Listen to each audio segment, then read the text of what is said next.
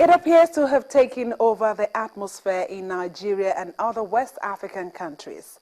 Harmattan, alongside its cold, dry and dusty wind, comes with health and safety issues. This week, Health News brings you tips on how to cope with this dry season. Welcome to the show. I am Yomi Otaigbe. I guess you're feeling the cold, dry weather too, but where is the harmattan wind coming from? Take a look at this report. Harmattan, the cold, dry wind blowing over the West African sub-region, comes from the Sahara Desert into the Gulf of Guinea. The northeast wind is stronger between the end of November and the middle of March. In the thick of things, temperatures can easily be as low as 9 degrees Celsius. However, sometimes in the afternoon, the temperature can soar as high as 30 degrees Celsius, while the relative humidity drops under 10%. The harmattan season differs from winter because it is characterized by cold, dry, dust-laden wind, while the cold in winter is chilly and most of the time comes with snow. On its passage over the Sahara, the wind picks up fine dust and sand particles. The dust particles settle on virtually every surface. Everywhere looks dusty and brown. In some countries in West Africa, the heavy amount of dust in the air can severely limit visibility and block the sun for several days, comparable to a heavy fog.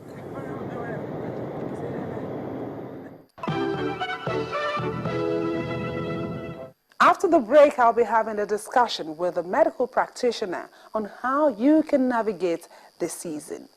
To stay with us. The law and the people that interprets them. The court where they hold sway. Gladiators working to see justice delivered. And those seeking justice. Catch them all on Law Weekly, only on Channels Television.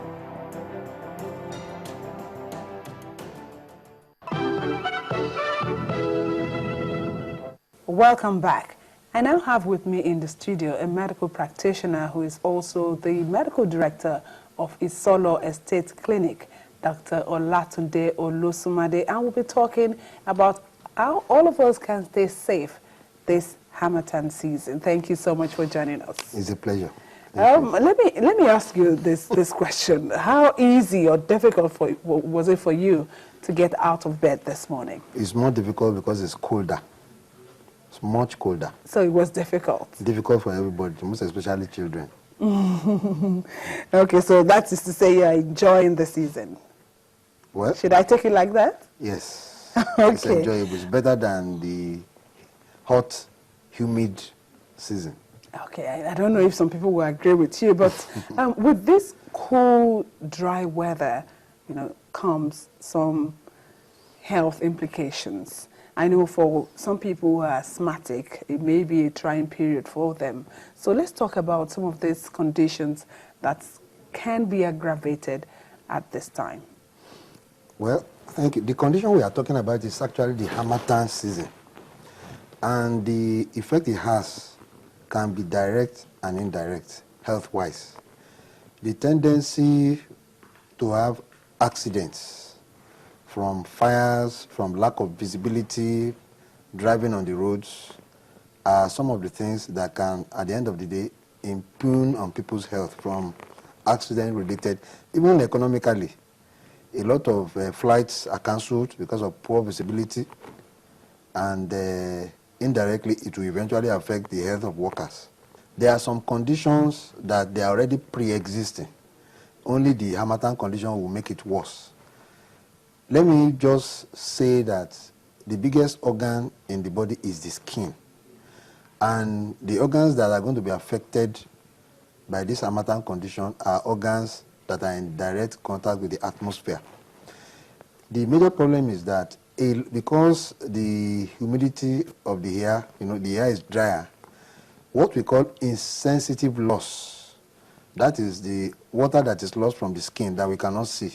Is about tripled. And what I'm talking about is about up to 3 liters per day. So for people who are sicklers, or people who are living with sickle cell disorder, disease, their tendency is that they lose water more in this season.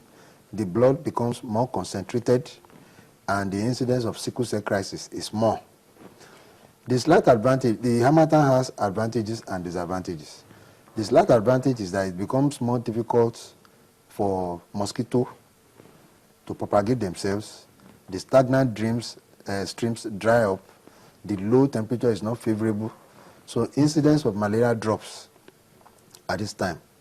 Then the most important thing to also talk about is that people are susceptible to respiratory tract infection. Nowadays, you will see them with catarrh, with what we call pharyngitis and laryngitis. The voice is cracked, and some of them go as far back as to have pneumonia. And like I said earlier, some people who have chronic bronchitis, harmattan season. Bronchitis has to do with difficulty in the breathing, the lungs. There's a persistent inflammation in their lungs. So they have, that's what they mean by chronic. It is there, it is persistent. When you now bring on harmattan season, it worsens the situation. That is not asthma. It is not asthma. Okay. In fact, incidence of asthmatic attack is much more, because what is responsible for the haze that we see is actually the presence in the air of a lot of small dust particles, because these trade winds that is responsible for this harmattan actually passes over the Sahara Desert, picking up minute particles of sand as small as 5 to 10 microns, such that when you breathe them in, the defense mechanisms that are in the airway cannot deal with particles that are as small as that. That is why asthmatics, the incidence and the severity of the attacks is more, and people who come down with bronchitis, bronchopneumonia, a lot of chest-related complaints. I should quickly mention the eyes. You know, the eyes are there, the dust gets into the eyes. Easily. You have what you call keratitis, that is the white of the eyes become red. You also have what is called conjunctivitis, that's the other aspect of the eye. You can also have the one that is popularly called Apollo. It is Apollo. It is conjunctivitis, but Apollo is an epidemic. When it comes, a lot of people have it. That is what is referred to as epidemic conjunctivitis. But this one comes with harmattan season. What is advised for the eyes is that it is good to know that some people already have allergic conjunctivitis. Those are the people that you see them most of the time. You even think they are involved in Indian hemp abuse. But it is like asthma. Your eyes can be allergic even to clean air. People like that, this season is terrible for them because they have watering eyes and they are always having eye problems recurrently. People like that are advised, again, there are medications that you can use, but you can actually physically protect the eyes by wearing sunshades to protect the eye. And I should not forget to mention the meningitis. Actually, the incidence of meningitis is more during the harmattan season, and it stands to reason that the droplet infection that is responsible for meningitis is assisted by the ambient condition, the dryness, the ability of the air to suspend smaller particles, some of which can actually be bacteria in suspension. That is why you have a lot of meningococcal meningitis incidents, even occurring as epidemics in this season. Okay, now let's talk about maybe trying to take them one after the other. You started with asthma. For instance, if someone, is asthmatic, what can that person do, especially at this time, aside from what that person may have been doing earlier? It is good to say that the harmattan season has been with us. So a lot of asthmatics are already aware that they are going to expect more incidents of attacks. And some of them, in the spirit of primary prevention, who actually have had a sit-down discussion with their primary healthcare provider. How do I prevent or minimize the incidence of asthmatic attacks? The gold standard, if I want to go technical, is that there are actually medications that you can now be using on a daily basis that helps you to become less sensitive. Because when somebody has asthma, it just means that the airway is hypersensitive. Not only to dust, but so many other things. Animal dander, frying, and so many. So there are medications that they can use when harmattan season is coming that actually block or reduces the tendency of their airway to. Then the other aspect of it is that inadvertent attack, they tend to get to the hospital or seek medical attention earlier, knowing fully well that it is the condition that actually predisposes them to more frequent attacks. And those attacks are usually worse attacks that people are not advised to attempt to treat themselves. If you have a mild asthmatic attack and you have inhaler, don't feel comfortable. Get to the hospital.